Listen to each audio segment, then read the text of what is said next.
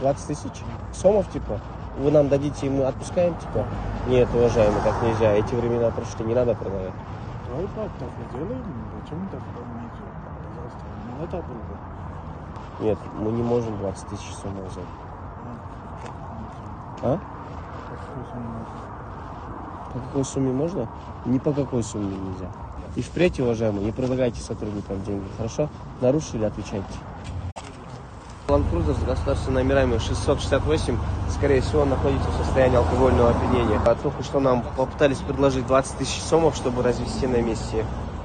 Ну и, естественно, также, когда мы отказали, они решили поднять сумму.